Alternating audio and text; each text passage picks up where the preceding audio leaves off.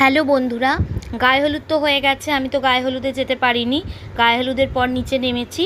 এখন সবাই যাচ্ছে ষষ্ঠী পুজো করাতে, কারণ ওদের ওখানে নিয়ম আছে গায়ে হলুদের পর নাকি ষষ্ঠী পুজো করাতে যেতে হয়। আমিও গেছিলাম ওদের সাথে। তবে আমি তো যেহেতু হাঁটতে পারি না খুব একটা, আমার তো জানো পায়ের প্রবলেম আছে, তাই আমি ওদের সাথে হেঁটে হেঁটে যেতে পারিনি। আমি গাড়িতে উঠে গেছিলাম, গাড়িতে করেই গেছিলাম। আমি গেছিলাম গাড়িতে, আর কিছু বাচ্চাদেরকে গাড়িতে নিয়েছিলাম। দিয়ে আমি ওদের সাথে গেছিলাম ষষ্ঠী পুজো করাতে। ওরা আগে আগে বাজনার সাথে নাচতে নাচতে গেছে, আমি গাড়িতে বসে দেখতে দেখতে গেছি, কারণ আমার তো পায়ে প্রবলেম আছে, আমি তো খুব একটা হাঁটাচলা করতে পারি না। কিন্তু খুব মজা হয়েছে। তবে আরেকটু মজা হতো যদি আমি হেঁটে যেতে পারতাম রাস্তা দিয়ে। আর প্রচণ্ড রোদ ছিল, প্রচণ্ড গরম ছিল। ষষ্ঠী পুজো করে আসার পরে দেখো বাড়ি শুদ্ধ সবাই নাচতে শুরু করে দিয়েছে। আমাকে তো টেনে হিঁচড়ে নিয়ে এসেছে নাচার জন্য, কিন্তু আমার তো সেই ক্ষমতা নেই যে আমি নাচবো।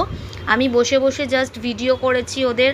ওরা এত আনন্দ করেছে, এত এনজয় করেছে, এবং আমারও ভীষণ ভালো লেগেছে নাচ, মানে ওদের নাচ, ওদের আনন্দ। বাজনা বাজছে আর ওরা সবাই মিলে নাচছে।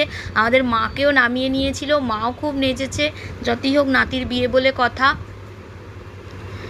খুব মজা হয়েছে ভাগনার বিয়েতে গিয়ে। কি আছে, আমি নাচতে পারিনি তো কি আছে, ওদের এই আনন্দটাই আমি নিজে উপভোগ করেছি। ভাবছি আমি নিজেই আনন্দ করছি আরও। খুব সুন্দর হয়েছে। এবার সব নাচানাচি হয়ে যাবার পরে এবার খেতে যাওয়ার টাইম হয়ে গেছে, দুপুর হয়ে গেছে।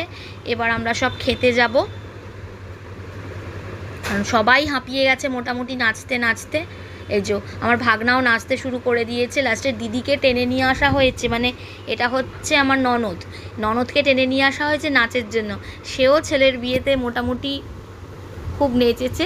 লাস্ট ফিনিশিং দিদি দিয়েছে নেচে, লুঙ্গি ডান্স গানে নেচেছে।